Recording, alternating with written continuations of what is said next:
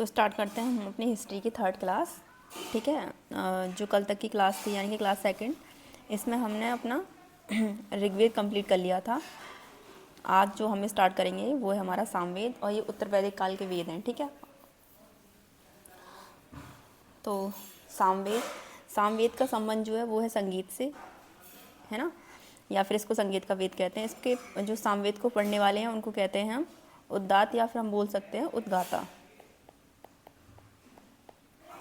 और सामवेद में जो यूज़ किया गया है वो किया गया है स्वरों का प्रयोग। ठीक है, तो सामवेद में किसका प्रयोग किया गया है? स्वरों का। ये भी पूछ लेता है कि स्वरों का प्रयोग किस वेद में किया गया है। ठीक है, तो ये भी इम्पोर्टेंट पॉइंट है एक। उसके बाद तीसरा वेद है हमारा यजुर्वेद, जिसमें हमें यज्ञ और कर्म कांड से संबंधित है। किससे संबंधित है? ये हमारा यज्ञ और कर्म कांड से।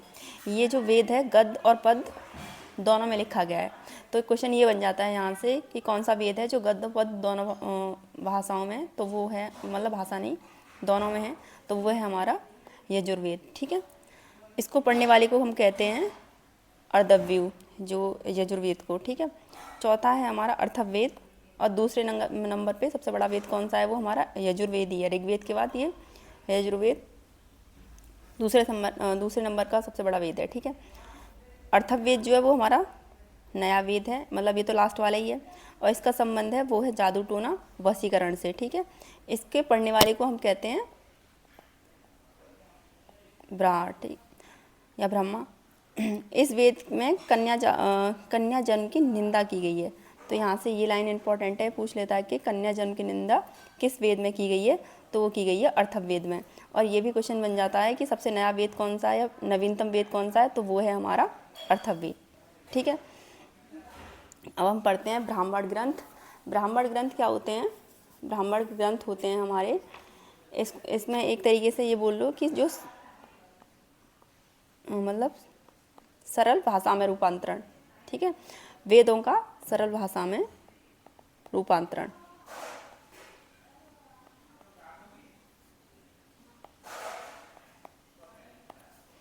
तो ऋग्वेद जो है इसका क्या है? इसका है तैत्तरीय और कौशिकी। ठीक है, सामवेद का क्या है?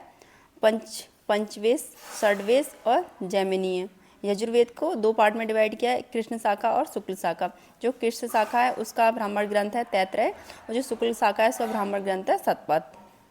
अर्थवेद का क्या है? इसका है गोपथ। ठीक है, तो ये बहुत बहुत इंपॉर्टेंट है, कई बार क्वेश्चंस एग्जाम में इनमें से, इस टॉपिक में से बने हैं। अब जो वेद के उपवेद हैं, ठीक है, यहाँ हम लिख सकते हैं वेद के उपवेद। तो ये भी पूछ लेता है वेद के उपवेद। ठीक है, तो वेद के उपवेद, जैसे ऋग्वेद का उपवेद क्या है? ये है आयुर्वेद। ठीक है, अब इसका संबंध किससे आयुर्वेद का? तो इसका संबंध है चिकित्सा विज्ञान से। ऐसे ही यजुर्वेद का उपवेद क्या है? वो है धनुर्वेद। इसका संबंध है युद्ध कला और रणनीति से। सामवेद, इसका उपवेद क्या है? गंधर्व वेद। इसका संबंध है संगीत कला से या नृत्य से। अर्थवेद का जो उपवेद है वो है स्थापत्य, या हम शिल्प वेद भी कह सकते हैं। ठीक है, स्थापत्य बोल लीजिए या फिर बोल लीजिए शिल्प वेद। और इसका संबंध है, ये इस वेद में, मतलब इस वेद में हमें बताया गया है, इस उपवेद में, कि यह स्थापत्य कला और वास्तुकला से या शिल्प से संबंधित है।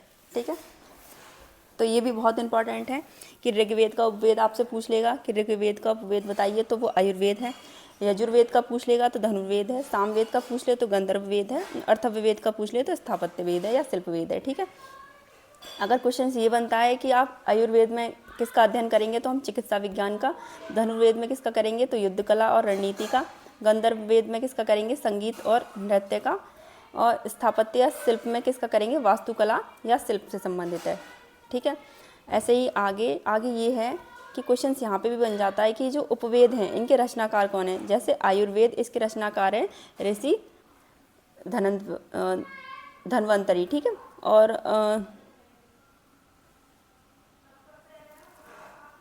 ठीक है, और धनुर्वेद का अगर पूछ ले तो इनके रचनाकार हैं विश्वामित्र या भारद्वाज। गंधर्व वेद का पूछ ले तो इसके रचनाकार हैं भरत मुनि, और शिल्प वेद का पूछ ले तो इसके रचनाकार हैं विश्वकर्मा। यहाँ मैंने शिल्प वेद लिख लिया है, और यहाँ पे मैंने स्थापत्य वेद भी लिख दिया था। तो यहाँ स्थापत्य वेद करके पूछ ले तो इसके रचनाकार कौन है? विश्वकर्मा। ठीक है। तो ये पूरा जो टॉपिक था उपवेद से रिलेटेड कि वेदों के उपवेद कौन से हैं और उनके रचनाकार कौन से हैं, तो यहाँ से क्वेश्चंस बनते हैं। तो ये इम्पॉर्टेंट टॉपिक है, इसे भी आप लोग अच्छे से कवर कर लेना, ठीक है। आगे जो अब हमारा स्टार्ट है वो होता है हमारा बौद्ध धर्म, ठीक है। तो ये जो हमारा वैदिक काल में ऋग्वेद, 4 वेद जो थे, पुराण जो थे या वेदांग, ये सब हमारे कंप्लीट होते हैं। और अगला टॉपिक रहेगा हमारा बौद्ध धर्म। तो बौद्ध धर्म में देखिए, बौद्ध धर्म के संस्थापक थे गौतम बुद्ध, ठीक है। और गौतम बुद्ध के बचपन का नाम था सिद्धार्थ। गौतम बुद्ध को शाक्य मुनि या शाक्य सिंह या तथागत या एशिया का प्रकाश पुंज भी कहा जाता है, ठीक है। ये तो इम्पोर्टेंट है, सभी को पता होगा कि एशिया का प्रकाश पुंज किसे कहा जाता है, तो वो कहा जाता है गौतम बुद्ध को। और एक क्वेश्चन यहाँ से ही बन जाता है कि शाक्य मुनि के नाम से आप किसको जानते हैं, तो गौतम बुद्ध, ठीक है। गौतम बुद्ध ऐसे व्यक्ति थे जिनकी मानव प्रतिमा सबसे पहले पूजी गई थी। तो ये भी इम्पोर्टेंट है, अगर पूछे कि ऐसा व्यक्ति कौन है जिसकी मानव प्रतिमा सबसे पहले पूजी गई थी, व्यक्तियों में पूछा है, याद रखना ये बात, व्यक्तियों में पूछी है, ठीक है। तो वो थे गौतम बुद्ध। इनका जन्म जो हुआ था 563 BC से 483 BC, ठीक है। जन्म जो इनका हुआ था वो हुआ था लुम्बिनी, जो इस टाइम पे कहाँ पे है, नेपाल में, ठीक है। इनके पिता का क्या नाम था, इनके पिता का नाम था शुद्धोधन। इनके पिता का नाम शुद्धोधन था। और ये किस वंश से थे, ये थे शाक्य वंश से, इसलिए इनको शाक्य मुनि भी कहा जाता है गौतम बुद्ध को, ठीक है। इनकी माता का नाम था माया देवी या फिर महामाया, और ये थी कोल्य वंश से, ठीक है। अब कभी कभी ये पूछ लेता है कि जो महात्मा बुद्ध का जन्म कहाँ हुआ था, ये तो लुम्बिनी में हुआ था, ठीक है। लेकिन जो इनकी माता थी माया देवी या महामाया, जब वो अपने वहाँ जा रही थी, अपने घर जा रही थी, तो रास्ते में आम्र वन में गौतम बुद्ध का जन्म हुआ था, ठीक है। किस वन में, आम्र वन में, ठीक है। अब क्या था कि इनकी जो माता हैं माया देवी, उनकी जब ये गौतम बुद्ध जो थे छोटे थे बचपन में, तभी उनकी मृत्यु हो जाती है, ठीक है। तो इनका जो पालन पोषण करती हैं वो इनकी मौसी प्रजापति गौतमी करती हैं, ठीक है। और ये प्रजापति गौतमी जो थी, ये महात्मा बुद्ध की प्रथम शिष्या भी बनी थी, है ना। गौतम बुद्ध का पालन पोषण जो था वो इन्हीं की मौसी यानी कि प्रजापति गौतमी के द्वारा ही किया गया था, क्योंकि इनकी माँ बचपन में ही उनका देहांत हो जाता है, ठीक है। अब इनकी पत्नी कौन थी महात्मा बुद्ध की, तो वो थी यशोधरा। इनके बेटे का नाम था राहुल, जो कि इनके 12 साल बाद होता है, ठीक है। गौतम बुद्ध ने 4 दृश्य देखे, तरीके से भविष्यवाणी हुई थी कि गौतम बुद्ध या तो बहुत बड़े सन्यासी बनेंगे या बनेंगे राजा, ठीक है। तो इनके पिता को उस टाइम पे ये भय बैठ गया था कि कहीं ऐसा ना हो कि बहुत बड़े सन्यासी बन जाएं, तो वो ज़्यादातर इनको अपने महल में ही बंद रखा करते थे, ये ज़्यादातर अपने महल में ही रहा करते थे, ठीक है। जब एक बार ये बाहर निकले थे तो इन्होंने 4 दृश्य देखे थे। वो 4 दृश्य क्या थे कि इन्होंने बीमार व्यक्ति देखा था, बूढ़ा व्यक्ति देखा था, एक मृत देखा था और एक देखा था सन्यासी व्यक्ति, ठीक है। तो ये 4 दृश्य वही बताए गए हैं। अब जैसे 4 जो घटनाएं महात्मा बुद्ध से रिलेटेड, वो 4 घटनाएं बहुत इंपॉर्टेंट है। उसमें से एक घटना ये है कि 29 वर्ष की अवस्था में इन्होंने गृह त्याग किया था। उस गृह त्याग की घटना को क्या कहा जाता है, उसे कहा जाता है महाविनिष्क्रमण, ठीक है। 6 वर्ष तपस्या की थी, 35 वर्ष की आयु थी इनकी, ठीक है। तब इनको ज्ञान प्राप्त हुआ था। जो ज्ञान प्राप्त हुआ था इनको, वो पीपल के वृक्ष के नीचे निरंजना नदी के किनारे संप्रति गांव में बोध गया बिहार में प्राप्त हुआ था, ठीक है।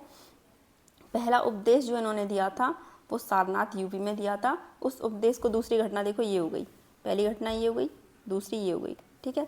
उसे कहते हैं हम धर्मचक्र परिवर्तन, ठीक है, एक ये हो गई। और ये जो उपदेश वाराणसी में यज्ञ श्रेष्ठी को ज्ञान दिया था, ठीक है। और यहाँ वाराणसी में क्या था, यहाँ पे ये था कि यहाँ पे बौद्ध भिक्षुक संघ बनाया था। कहाँ पे बनाया था बौद्ध भिक्षुक संघ, वाराणसी में, ठीक है। और एक बौद्ध भिक्षुणी संघ भी बनाया था, वो बनाया था वैशाली में, आनंद के कहने पे। आनंद कौन था, महात्मा बुद्ध का शिष्य था, ठीक है। और इस बौद्ध भिक्षुणी संघ से किसका संबंध था? प्रजापति गौतमी और आम्रपाली का। प्रजापति गौतमी कौन थी? ये इनकी पहली शिष्या थी या फिर इनकी मौसी थी महात्मा बौद्ध की, ठीक है। फिर 483 ईस्वी में क्या हो जाती है? इनकी मृत्यु हो जाती है, वो होती है कुशीनगर में, ठीक है। अब इनसे रिलेटेड कुछ क्वेश्चंस इंपॉर्टेंट हैं, जैसे इनके जन्म का प्रतीक किसे माना है? तो वो माना है कमल और सांड को। जब इन्होंने गृहत्याग किया था तो उसका प्रतीक किसे माना है? उसका प्रतीक माना है घोड़ा को। जब इनको ज्ञान प्राप्ति हुई थी तो उसका प्रतीक क्या है? उसका प्रतीक है पीपल का वृक्ष, ठीक है। ऐसे ही देखो हाँ, 2 घटनाएं तो वो हो गई थी। एक घटना तीसरी ये है कि गौतम बुद्ध की मृत्यु की घटना, गौतम बुद्ध की मृत्यु की घटना, तो वो है महापरिनिर्वाण, ठीक है।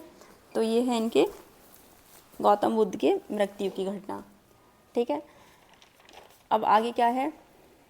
देखो एक क्वेश्चन तो ये हो गया यहाँ से कि इन्होंने अपना पहला उपदेश कहाँ दिया था? तो वो इन्होंने पहला उपदेश अपना जो दिया था वो दिया था सारनाथ में, ठीक है। और एक क्वेश्चन ये होता है कि सबसे अधिक उपदेश इन्होंने कहाँ दिए थे? तो जो सबसे अधिक उपदेश दिए थे वो दिए थे इन्होंने श्रावस्ती में,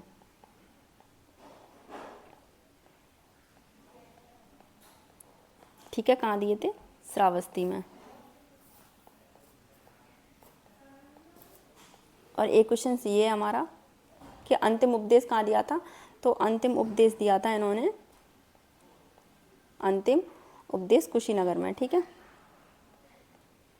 राइटिंग थोड़ा सही नहीं है, तो ये दिया था कुशीनगर में,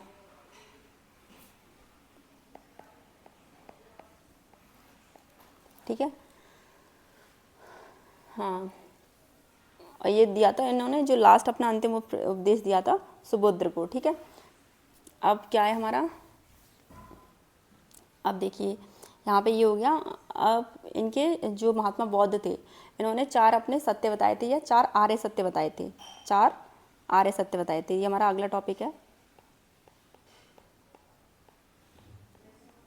वो क्या थे? वो ये थे कि, या इनकी शिक्षाएं बोल लो। पहला था दुख है, दूसरा है अगर दुख है तो दुख का निवारण भी है, ठीक है। तो दुख का निवारण,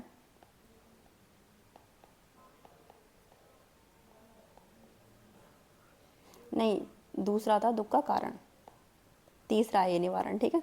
दुख है तो दुख का कारण भी है, और तीसरा था दुख का निवारण,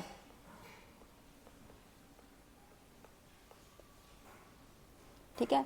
और फिर चौथा था कि दुख के निवारण का मार्ग, जो अब दुख है उसके दुख के निवारण का मार्ग,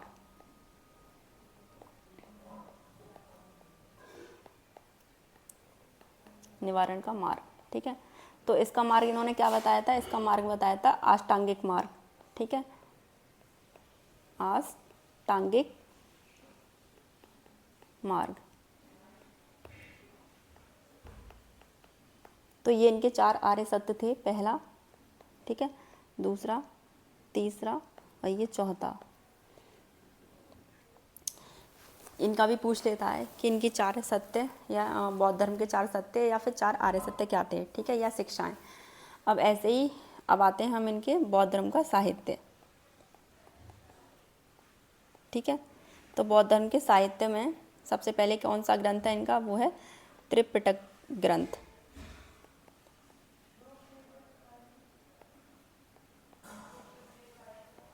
ये इनका पहला ग्रंथ था। इसको इन्होंने 3 पार्ट में डिवाइड किया था, ठीक है। कितने पार्ट में? 3 में। तो पहला पार्ट में क्या था? वो था विनय पिटक,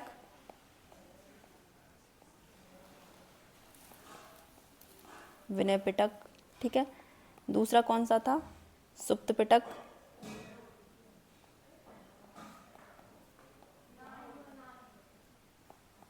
और तीसरा था अभिधम्म पिटक, अभिधम्म पिटक, ठीक है। अब ये जो विनय पिटक था ये लिखा गया था उपाली के द्वारा, सुप्त पिटक था ये लिखा गया था आनंद के द्वारा, ये इनके शिष्य थे, ठीक है। और अभिधम्म पिटक था वो लिखा गया था मोगली पुत्र द्वारा, मुगली पुत्र। ठीक है, अब देखो आगे जो ये हमारा सुप्त पिटक था, इसको दो भाग में डिवाइड किया था, या इसके दो अंग थे। ठीक है, किसके? सुप्त पिटक।